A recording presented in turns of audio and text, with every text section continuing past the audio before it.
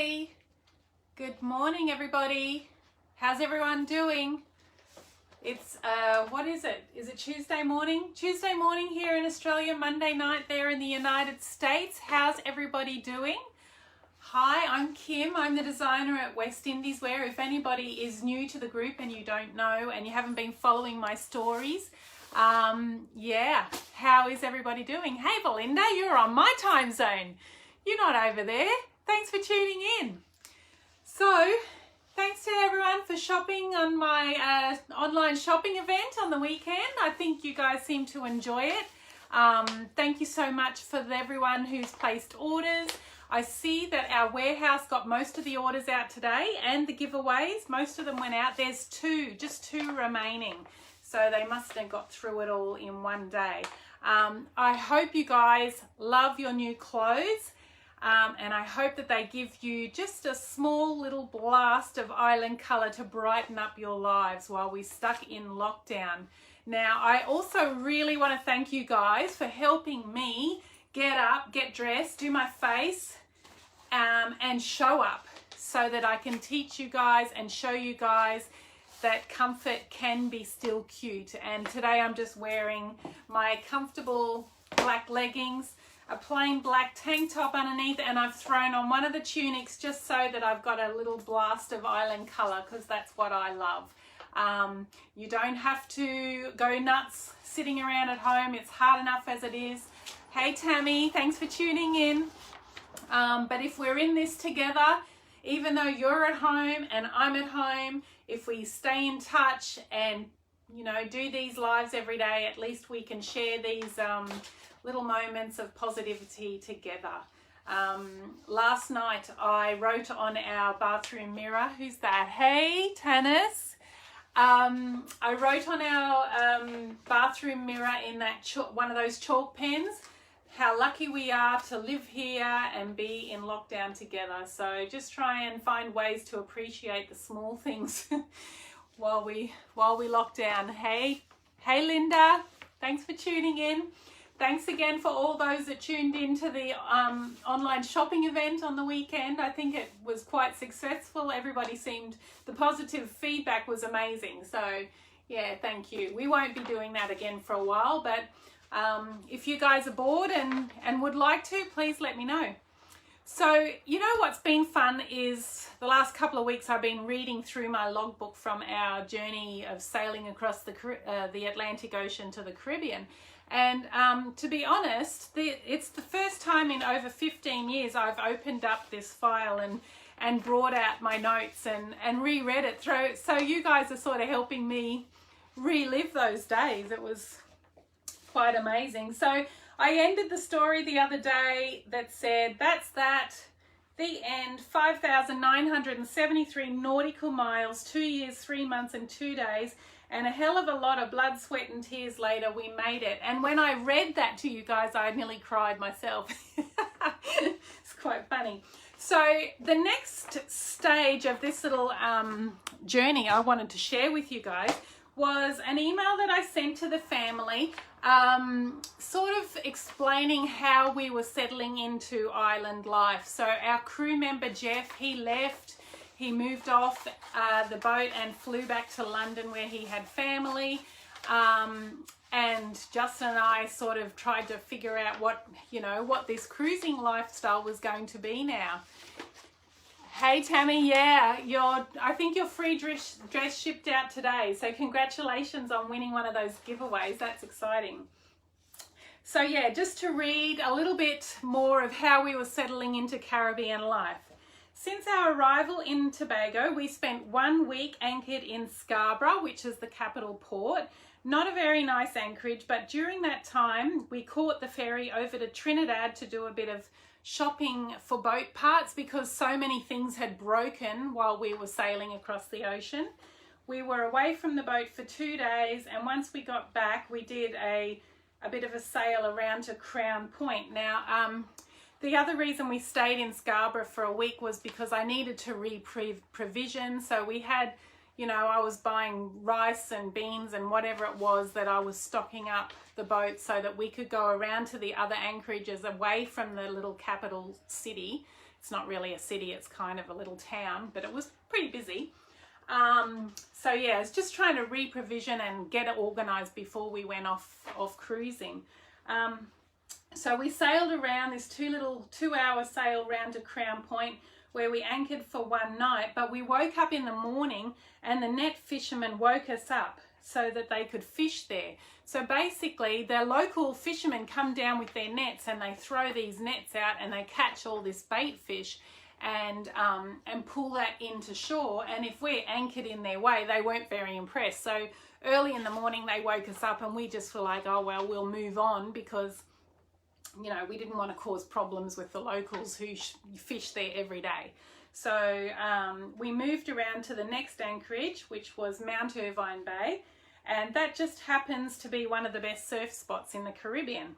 So would you believe it, we ended up spending months there, because Justin's a surfer, and you know, after the years and months of preparation and sailing across the ocean, we were exhausted and we needed to just sit in one place for a bit, and he wanted to surf, of course.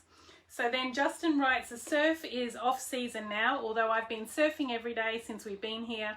Perfect little right footers running down the Coral Point, crystal clear water. I just paddle over from the boat, surfed alone until yesterday when another guy joined me, another South African guy who has been here about 4 years, and he loves this spot.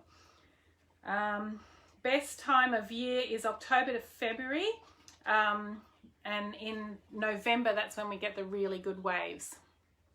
Hey Janet, thanks for tuning in from North Carolina, and I see Darlene's watching. Hey Darlene, you finished with your gardening already. Terry, good morning, thanks for tuning in.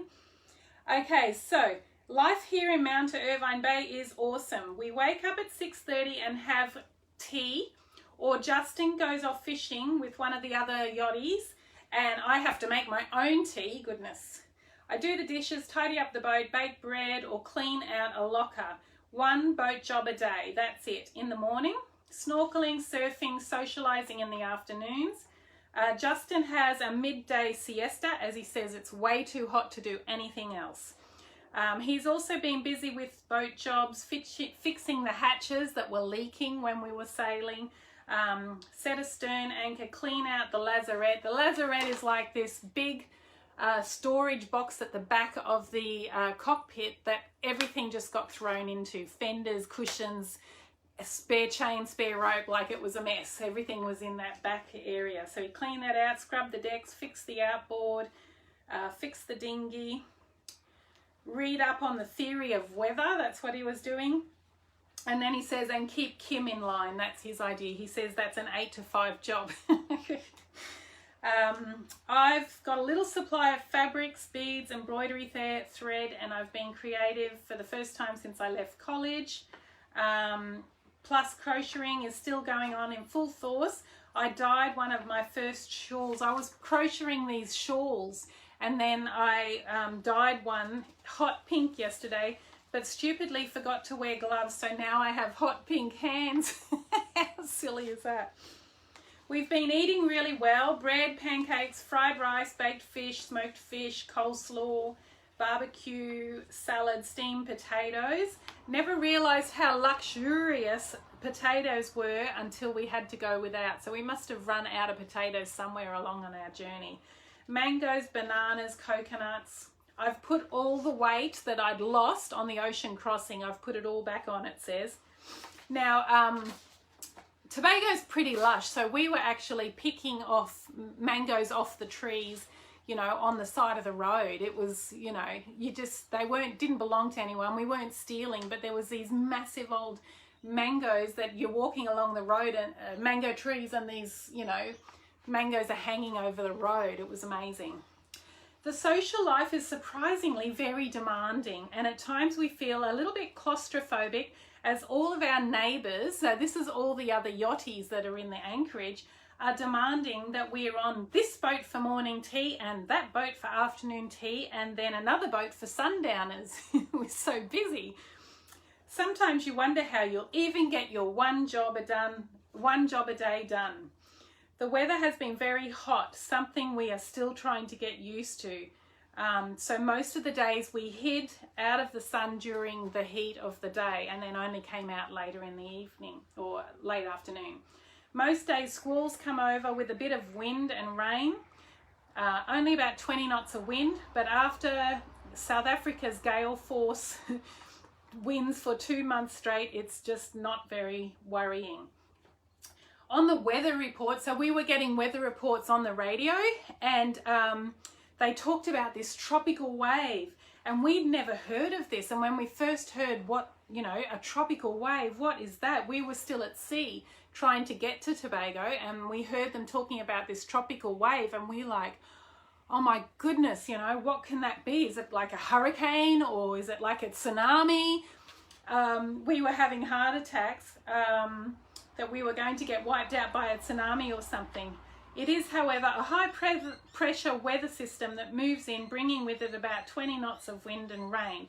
We were listening to some other yachties on the radio this morning, and they were looking for anchorages to hide out from these conditions. And we thought that was quite kind of funny, because we learnt to sail in South Africa in 20 knots of wind. It was like you didn't go sailing unless there was 20 knots of wind. Justin went fishing a couple of days ago, and as the little dinghy came back to the boat and I was down below reading, I heard, "Kimmo, get the camera, get the camera." So I go rushing out thinking, oh, this must be a good one. And he held up this huge mahi-mahi that came up to his chest. Now, Justin is 6'3", so yeah, it was a big fish. We ended up having a huge barbecue on the beach that night for all the yachties in the anchorage. That fish fed 23 people. Not a bad day's work. I will now no longer give Justin such a hard time about his fishing skills. Oh, hey, Mum. Mum's tuned in. I'll give her a wave. Hi, Mum.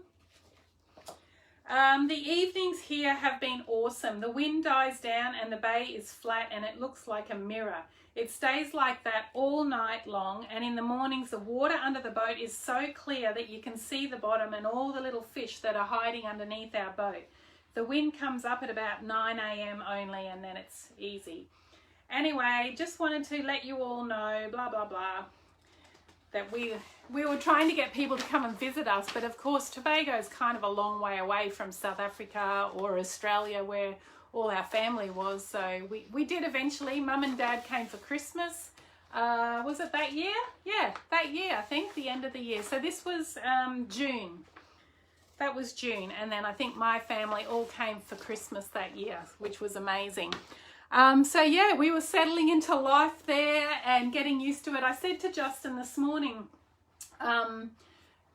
what do you remember from when we arrived in Tobago? And he said, oh, we got off the boat and we had to go to immigration to clear in.